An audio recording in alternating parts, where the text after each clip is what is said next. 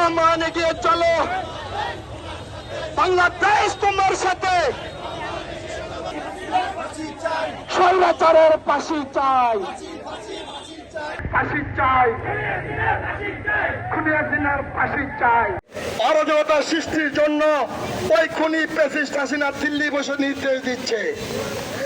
আমরা খুনি ফ্যাসিস্ট হাসিনার ললিত বাহিনীকে বলতে চাই, ঝড় বৃষ্টি আধার রাতে আমরা কিন্তু রাজপথে আছি, আমরা রাজপথে আছি। মাননীয় প্রধানমন্ত্রী জনাব তারেক রহমানের নির্দেশে আমরা কিন্তু চুপ করে আছি। 17 বছরের প্রতিশোধের আগুন আমাদের বুকেও কিন্তু দাউ দাউ করে জ্বলছে। মানবিক প্রধানমন্ত্রী, জনগণের প্রধানমন্ত্রী বলেছে ক্ষমা করে দাও, আমরা বলেছি আপনি বিবেচনা করেন। যদি মাননীয় প্রধানমন্ত্রী একবার নির্দেশ দেয়, বাংলাদেশে আওয়ামী লীগ, যুবলীগ, ছাত্রলীগ, স্বেচ্ছাসেবক লীগের একটি ইট পাথরও রাখবো না, একটি ইট পাথর থাকতে দিব না। হাসিনার কাছে কিন্তু পাঠিয়ে দিব, হাসিনার কাছে পাঠিয়ে দিব। স্পষ্ট ভাবে বলি, শান্তিতে আসেন, বউ বাচ্চা মা বাপ নিয়ে শান্তিতে থাকেন, দেশে অরাজকতা সৃষ্টি করতে আসবেন না, আপনারাও থাকবেন না, আপনাদের ফ্যামিলিও নিরাপদে থাকবে না, নিরাপদে কিন্তু থাকতে দিব না। 17 বছর আমাদের উপর যা করেছেন তার 1% বাংলাদেশের জনগণ আপনাদের উপরে করে নাই। তার মানে আপনারা ভুলে যাবেন না, 17 বছরের ইতিহাস আমরা ভুলে গেছি। প্রতিশোধের আগুন বুকের ভিতরে দাউ দাউ করে চলছে। দেশের জন্য, দেশের জনগণের জন্য আমরা ঠান্ডা হয়ে আছি। আপনারা 3 জন 4 জন 5,000 করে ভাড়া দিয়া ফেসবুক মিছিল করবেন, আর আমরা আঙ্গুল চুব। ওই 3 জন 4 জন 5 জনের আগামী থেকে কিন্তু ফ্যামিলিও বাসা বাড়িতে থাকবে না, সব টাকারে ধরে কিন্তু বেঁধে নিষিদ্ধ ঘোষিত দল হিসাবে রেখে দিব। স্পষ্টভাবে বলি, স্পষ্টভাবে বলি, যদি খুনি ফ্যাসিস্ট হাসিনার লেলিত কোন গুন্ডা বাহিনী দেশে অরাজকতা সৃষ্টির জন্য রাজপথে বা কোনো আনাচে কানাচে দেখেন, ধরে ধরে প্রতিটা খাম্বার সাথে বেঁধে রাখবেন। আপনাদের দায়িত্ব আমার, আপনাদের ফ্যামিলির দায়িত্ব আমার।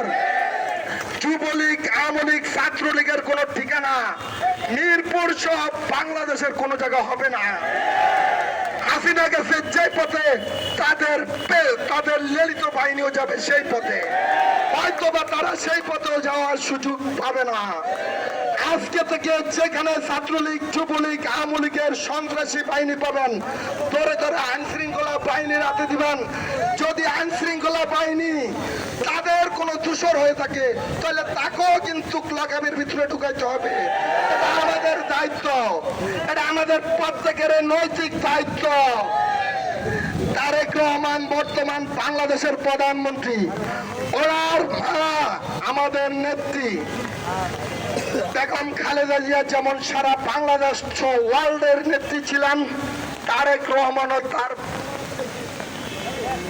রহমান এখন বিশ্ব নেতা। এই খুচরা 2টা-4টা মিছিল মিটিং দিয়ে তারেক রহমানের সামনে দাঁড়ানোর মতো কোন দল বাংলাদেশে আগামী 20 বছর আসতে পারবে না। যারা সাহস করবে তাদের মেরুদণ্ড ভেঙে দিব। দেশের উন্নয়নের জন্য মাননীয় প্রধানমন্ত্রী জনাব তারেক রহমান যে ভূমিকা রেখেছেন, 1971 সালের পরে এখন পর্যন্ত এরকম ভূমিকার কোন প্রধানমন্ত্রী আসে নাই। উনি ওনার মা বাবাকেও পাড়িয়ে গেছে প্রধানমন্ত্রী হিসাবে।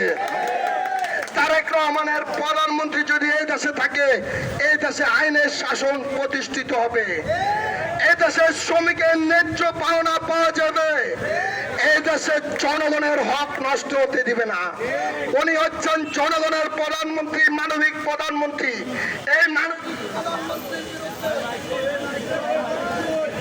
এই মানবিক প্রধানমন্ত্রীর বিরুদ্ধে যদি কেউ আঙ্গুল তোলে, তাহলে সেই আঙ্গুল কিন্তু রাখবো না। স্পষ্টভাবে বলে দিলাম, সেই আঙ্গুল থাকবে না, সে যেই হোক। এই এই মিরপুরের মাটিতে যুবলীগ, ছাত্রলীগ, শ্রমিক লীগ, সেবক লীগ আমাদের উপরে, আমাদের নেতা কর্মীদের উপরে যে পরিমাণ অন্যায় অত্যাচার করেছে তা ইতিহাসকে হার মানিয়েছে। আমাদের সহযোদ্ধারা বাবার কবর দিতে পারে নাই, মায়ের কবর দিতে পারে নাই, সন্তানের বিয়েতে অ্যাটেন্ড করতে পারে নাই, ব্যবসা বাণিজ্যতে যেতে পারে নাই, সন্তানকে নিয়ে স্কুলে যেতে পারে নাই, এবং শত শত মামলার বেড়া জলে জীবনের শেষ সম্পর্কটুকু নষ্ট করেছে। তারপরেও দেশকে ভালোবেসে, দলকে ভালোবেসে এখনো তারা মাটির দিকে চেয়ে আল্লাহর উপর সঁপে দিয়ে রেখেছে। তার মানে এই না তারা চুপ, তারা দুর্বল, তারা অত্যন্ত শক্তিশালী। তারা শুধু আমাদের প্রধানমন্ত্রীর নির্দেশ মেনে বসে আছে। প্রধানমন্ত্রী যদি আজকে নির্দেশ দেয় তাহলে আজকের পর থেকে বাংলাদেশে আওয়ামী লীগের কোনো একটা সন্ত্রাসও থাকবে না, থাকতে দিব না। তা আপনাদের সকলকে আমার আহ্বান, আপনারা যার যার অবস্থান থেকে খুনি ফ্যাসিস্ট হাসিনার সন্ত্রাসী বাহিনী যেখানে পাবেন সেখানে ধরে ধরে গাছের সাথে বাঁধবেন, খুঁটির সাথে বাঁধবেন, খাম্বার সাথে বাঁধবেন, তারপরে আইন শৃঙ্খলা বাহিনীকে খবর দিবেন এবং তাদের বুকে লিখে দিবেন নিষিদ্ধ ঘোষিত, নিষিদ্ধ আওয়ামী লীগের সন্ত্রাসী তারা। তারপরে তাদেরকে যেভাবে আপনাদেরকে ধরে ধরে অপমান অপদস্থ করেছে, এখন কিন্তু আমাদের প্রতিশোধ নেওয়ার সময় হয়ে গেছে।